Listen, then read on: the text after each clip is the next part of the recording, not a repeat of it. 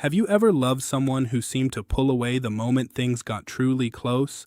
One minute they're warm and open with you, the next they've gone quiet, distant, almost like a stranger, and you sit there wondering what happened. What if that distance isn't a lack of love at all, but a longing they've never felt safe enough to say out loud?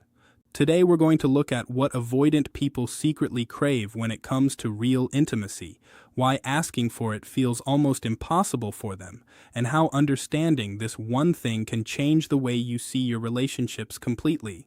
Most people assume someone avoidant simply doesn't want love, doesn't need connection, or genuinely prefers being alone. That assumption is one of the biggest misunderstandings in modern relationships, and the truth underneath it is far more human than that. Avoidant people crave closeness just as deeply as anyone else. They dream of being understood. They want companionship, someone they can trust, laugh with, and build a life alongside. But the moment that connection starts feeling genuinely close, something inside them quietly sounds an alarm. It isn't that they stopped caring. It's that caring itself has started to feel dangerous.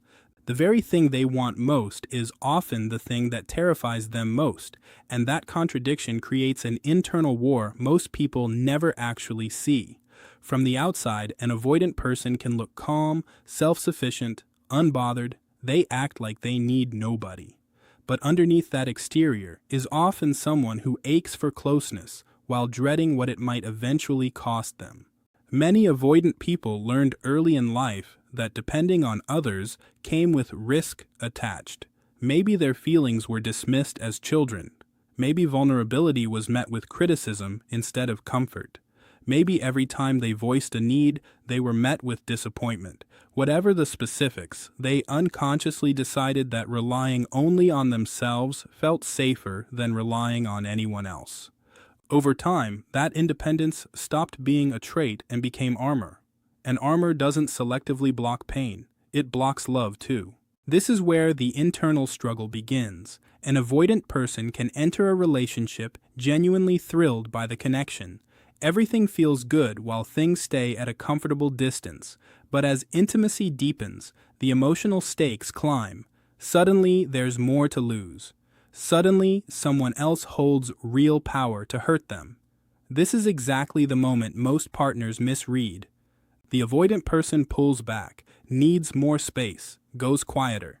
Their partner assumes the worst. They're losing interest. They don't care. But what if the truth is the opposite? What if they're retreating precisely because they care more than ever? When an avoidant person develops genuinely strong feelings, their sense of exposure increases sharply, and exposure can feel terrifying. The closer someone gets, the harder their protective instincts kick in. It's like driving with one foot on the gas and one on the brake at the same time. Part of them moves toward the connection. Another part fights to preserve emotional safety. Picture wanting to trust someone completely while a voice inside keeps whispering, "Be careful, don't get too attached, keep your guard up." That's the daily reality for many avoidant people. They aren't fighting against love, they're fighting against fear. What makes this especially painful is that many avoidant people don't even fully understand their own reactions. They know they suddenly need space, but can't always explain why. They feel overwhelmed by intimacy even though they don't want to. They pull away from someone they genuinely care about and then feel confused by their own behavior. Underneath it all, the desire for connection never disappears. If anything, it grows stronger.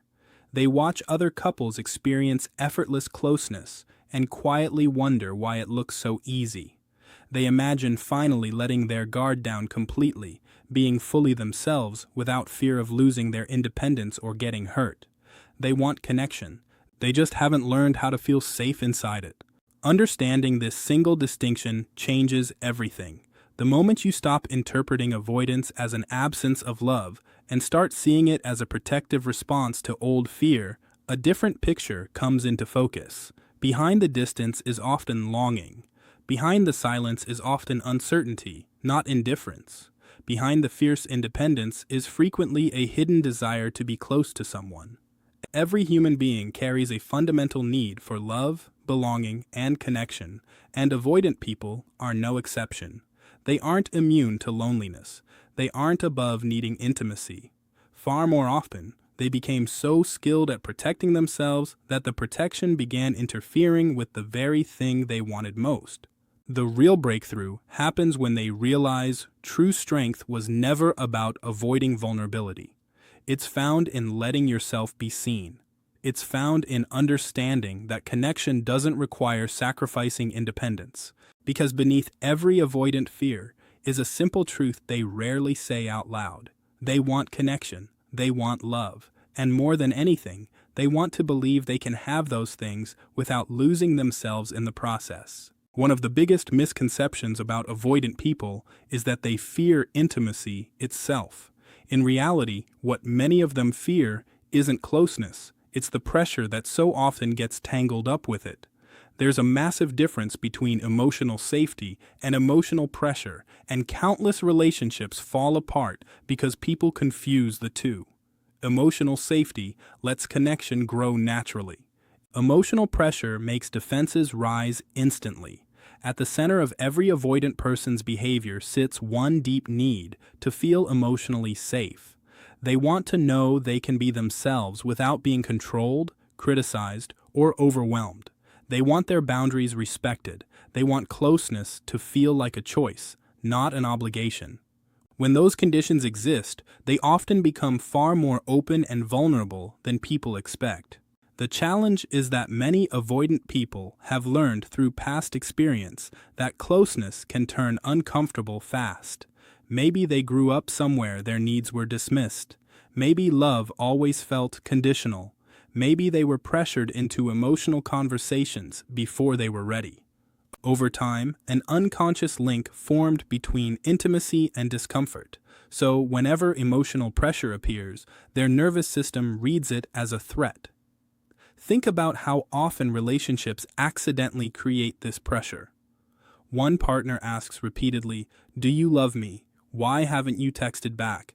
Tell me what you're feeling right now." These questions often come from love or insecurity, but an avoidant person can hear something very different. Instead of an invitation, they hear a demand. Instead of feeling drawn closer, they feel cornered. The instant someone feels trapped, their instinct is to escape, whether the trap is physical or emotional. Avoidant people are especially sensitive to anything that threatens their autonomy. When cornered, they withdraw, shut down, change the subject, or physically create distance.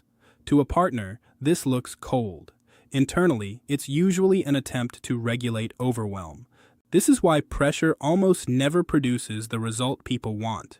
The harder someone pushes for closeness, the more resistance they create, like squeezing water in your hands. The tighter you grip, the faster it slips away. Real intimacy grows through trust, not force, and trust grows when people feel safe enough to open up voluntarily. Emotional safety sends a completely different message. It says, "You don't have to perform for my approval. Take your time. I respect your pace. I'm here when you're ready." These quiet messages calm the nervous system and create space for vulnerability to emerge naturally instead of being demanded. What's fascinating is that when avoidant people feel genuinely safe, many of the walls their partners complain about start to soften. They become more communicative, more affectionate, more willing to share what they've kept hidden, not because anyone pushed them into it, but because safety finally allowed it. This same principle plays out everywhere in intimacy. Judge them for needing space, and they need even more of it. Criticize their struggle with vulnerability, and they become less vulnerable. Pressure them to share before they're ready, and they retreat further. But when they feel genuinely accepted, their need for constant self-protection begins to fade. Picture a room where every mistake gets criticized. You'd become guarded instantly. Now picture a room where you know you'll be accepted and respected no matter what. You'd relax and become more authentic. That is the power of emotional safety. For avoidant people, safety is very often the missing ingredient. They don't need rescuing. They don't need constant analysis. They don't need someone breaking their walls down by force. What they need is an environment where those walls no longer feel necessary. This doesn't mean avoiding hard conversations or ignoring real problems. Healthy relationships still require honesty and accountability. But there's a real difference between inviting someone into a conversation and demanding they participate on your timeline. One builds trust, the other breeds resistance. The irony is that many avoidant people are secretly waiting for proof that intimacy can feel safe. They're searching for evidence that closeness doesn't automatically lead to control or loss of freedom. Every respectful interaction becomes a piece of that evidence. Every moment of patience becomes evidence too. Slowly, their internal beliefs shift. They start realizing vulnerability doesn't always lead to pain, that emotional connection can coexist with personal freedom, that healthy love never asks them to sacrifice their identity. As those realizations take root, intimacy stops feeling threatening and starts feeling rewarding. Emotional safety isn't only something avoidant people want, it's something every human being needs. But for avoidant people, it carries extra weight because it directly determines whether they move toward connection or retreat from it. Where pressure enters, fear takes the wheel. Where safety enters, trust grows in its place, and wherever trust grows, intimacy finally gets the chance to flourish. One of the deepest, most unspoken longings inside an avoidant person is the desire to be understood without being judged for it. While people focus heavily on their need for space or independence, they often miss the emotional reality buried underneath. Many avoidant people spend a significant part of their lives feeling deeply misunderstood, labeled cold, distant, incapable of love. These labels rarely capture what's actually happening inside them. Beneath the walls is often someone who feels things very deeply, but struggles to express those feelings in ways others easily recognize. For many avoidant people, expressing emotion has simply never felt fully safe. Somewhere along the way, they learned that vulnerability could lead to criticism or rejection, so they became experts at managing emotions privately. Instead of talking through what hurts, they process it alone. Instead of asking for support, they lean only on themselves. Instead of discussing fears, they bury them behind competence or distance. The problem is that when people hide their inner world long enough, others start making assumptions. They see silence and assume indifference. They see withdrawal and assume rejection. What they don't see is the internal struggle happening beneath the surface the entire time. Imagine carrying a weight nobody can see, wanting to explain yourself but fearing the explanation will only invite more judgment. Many avoidant people become trapped in exactly this cycle. They want someone to understand what they're going through, yet fear that revealing it will leave them feeling more exposed. So they stay silent, quietly hoping someone will understand them without requiring a full explanation. This is one of the great paradoxes of avoidant attachment. They often crave understanding more than advice, compassion more than solutions, someone who can see past the behavior and recognize the emotion underneath it. But because they rarely communicate those emotions directly, that understanding stays frustratingly out of reach. When they experience compassion instead of criticism, they begin lowering defenses that may have stood for years. The desire to be understood without judgment isn't weakness, it's one of the most fundamental human needs there is. Beneath the independence, the self-reliance, the emotional distance, there's very often a quiet longing to be known on a much deeper level. Real understanding requires patience. It requires recognizing that people are often protecting wounds they don't know how to discuss. An avoidant person's silence may not mean they have nothing to say. Their distance may not mean they don't care. Their hesitation may not mean they lack feelings. These behaviors are simply the language of self-protection, and once someone learns to read that language, everything can begin to change. The avoidant person no longer feels they must constantly defend themselves. They start experiencing something they've secretly wanted all along, being accepted without needing to prove their worth. Because underneath every avoidant person's protective exterior is a simple human desire, someone who sees past the walls, notices the fears behind the distance, and understands that their struggles are old wounds, still searching for safety, not signs of weakness. There's another deep need avoidant people carry, though they rarely speak about it: the desire to be accepted despite their imperfections. Beneath the appearance of confidence and self-sufficiency often lies a fear that if someone truly saw every part of them, their insecurities, their fears, their struggles, they might not be worthy of love. This fear rarely shows on the surface because many avoidant people become skilled at hiding it, presenting a version of themselves that looks strong and unbothered. But underneath is often someone who genuinely worries that being fully known could lead straight to rejection. Vulnerability feels dangerous because it exposes exactly the parts of themselves they work hardest to conceal, being needy, weak, or flawed. Somewhere in their history, they learned imperfection carried consequences: harsh criticism for mistakes, pressure to always appear strong, love that only arrived when they performed well. When people love that polished version, the avoidant person quietly wonders whether they'd still be loved if their real imperfections were fully visible. This creates an exhausting cycle. The more they hide, the less authentic they feel, and the less authentic they feel, the more disconnected they become from the very intimacy they crave. They can be physically present in a relationship while remaining hidden behind protective walls emotionally, wanting the connection, but fearing what genuine connection actually requires, since real intimacy is impossible without letting someone see the imperfect, complicated parts underneath. Real love demands honesty, and vulnerability requires letting someone witness your fears, doubts, and insecurities, not just your strengths. For someone who spent years protecting those parts of themselves, that can feel deeply uncomfortable. Every step toward vulnerability feels like stepping into uncertainty, with one question always lingering: what if they see the real me and decide I'm not enough? This fear explains behaviors partners often misread: withdrawing right after closeness, discomfort with too much praise, downplaying their own needs. These aren't necessarily signs they don't care. They're often attempts to avoid situations where their imperfections might become visible.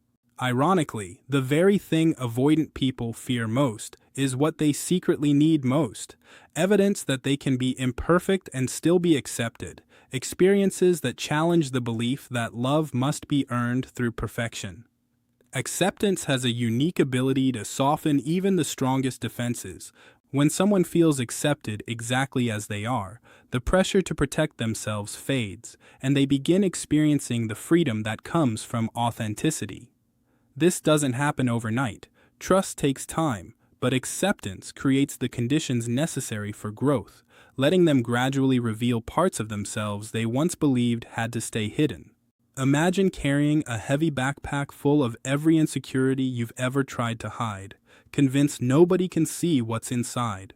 Then someone gently says, "You don't have to carry that alone," and doesn't criticize or walk away, just accepts you.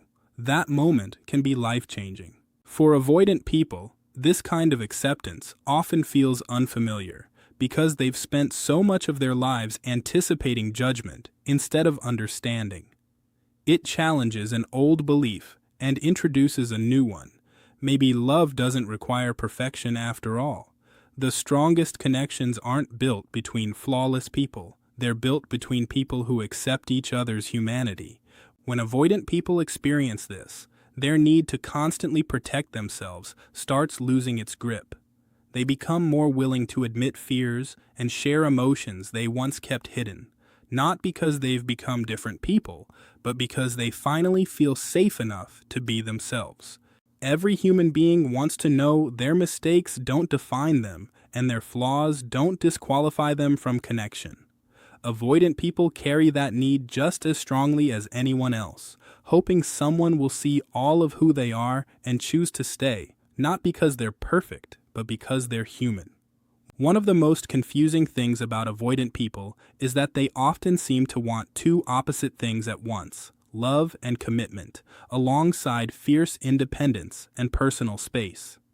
To an outsider, this looks contradictory, as though they don't know what they want. But beneath the apparent contradiction is one of the most important truths about avoidant attachment. They want freedom and commitment at the same time, and both needs are equally real. For many avoidant people, independence isn't just preference, it's a survival strategy built long before adulthood. They learn to rely on themselves, to solve problems alone, to manage emotions privately, and self-sufficiency became part of their identity, giving them stability. Anything that threatens that independence can trigger deep discomfort. At the same time, they carry the same emotional needs as everyone else, wanting companionship, support, and love. The challenge is that their desire for closeness constantly collides with their fear of losing themselves in the process. Many avoidant people worry intimacy will eventually require sacrifice, that closeness means giving up freedom, routines, or pieces of identity, that commitment might turn into control.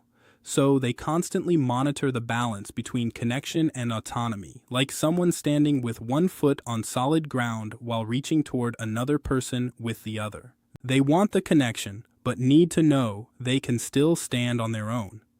If the relationship feels like it's pulling them too far from themselves, they instinctively pull back, not because they want less love, but because they fear losing their balance. This explains why avoidant people often need space even in healthy relationships, space that's frequently misread as rejection. Partners assume they're losing interest, when really the avoidant person is trying to reconnect with themselves, restoring the independence that helps them feel regulated and secure. Problems arise when relationships get framed as a forced choice between freedom and commitment, as though a person must pick one. This creates real anxiety, because both needs genuinely matter to them. What many avoidant people eventually discover is that healthy relationships don't require this trade-off at all. True intimacy doesn't demand the loss of individuality. Healthy love isn't ownership or constant togetherness. It's the ability for two whole individuals to share their lives while each maintains their own identity. The healthiest couples rarely spend every waking moment together. They support each other's growth, encourage personal goals, and respect boundaries while remaining deeply connected. This allows freedom and commitment to coexist. For avoidant people, learning this can be transformative, directly challenging the belief that love and independence are incompatible. The more they experience relationships where their autonomy is respected, the safer intimacy begins to feel, and they realize they don't have to choose between being themselves and being loved.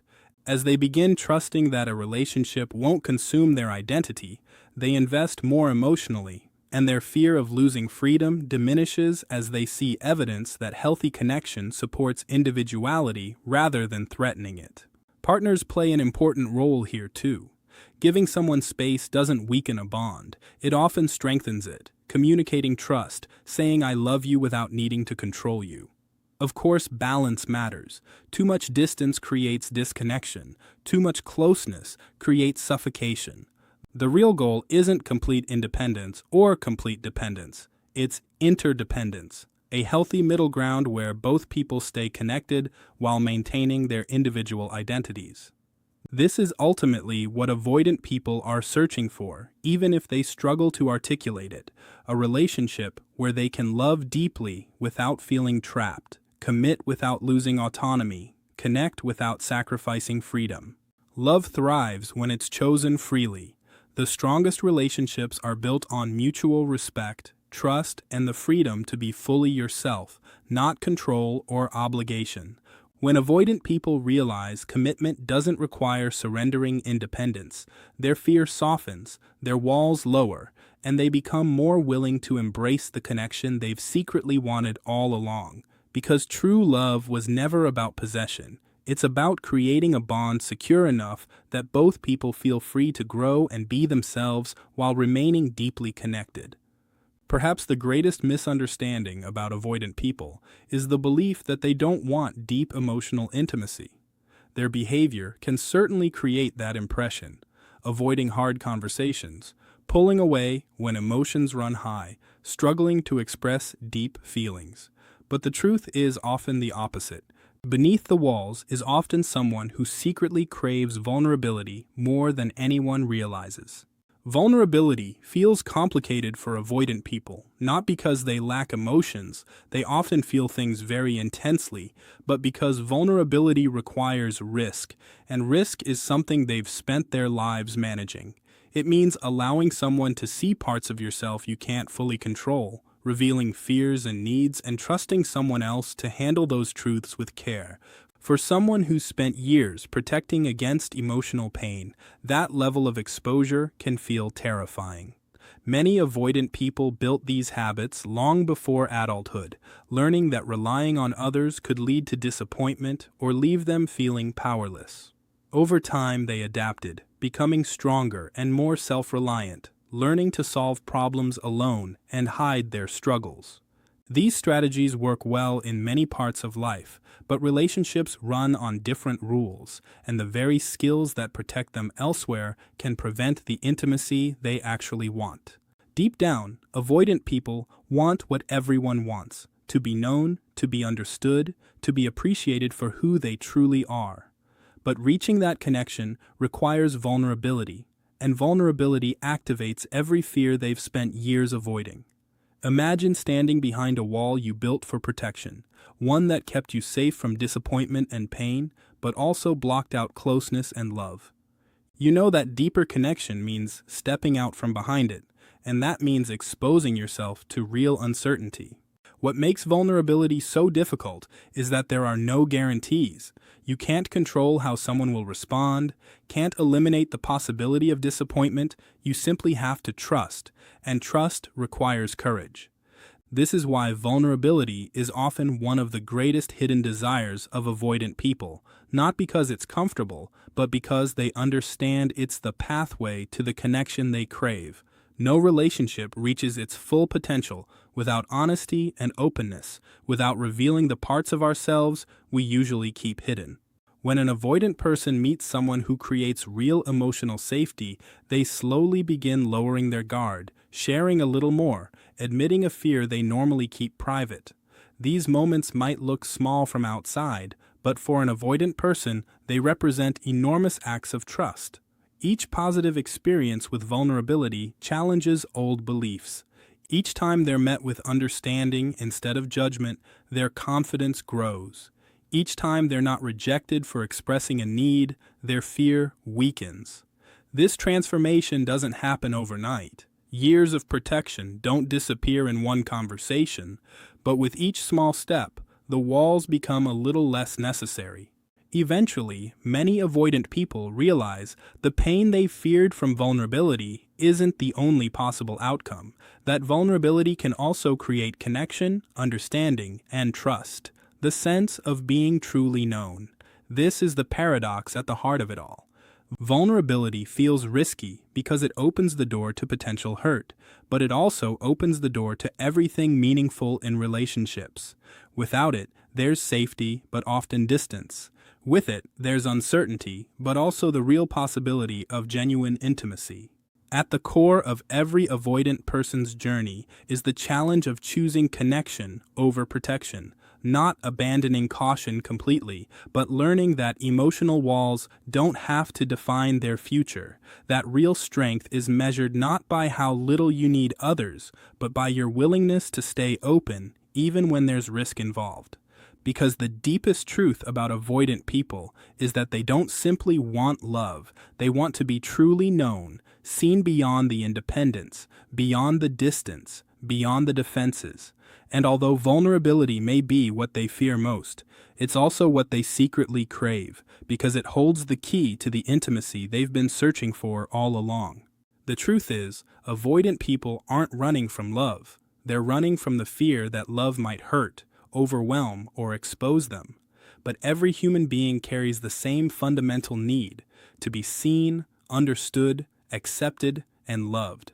When we stop seeing avoidance as rejection and start seeing it as protection, we gain the power to build deeper connection, greater compassion, and more meaningful relationships. Because behind every wall is a person hoping someone will finally understand why it was built.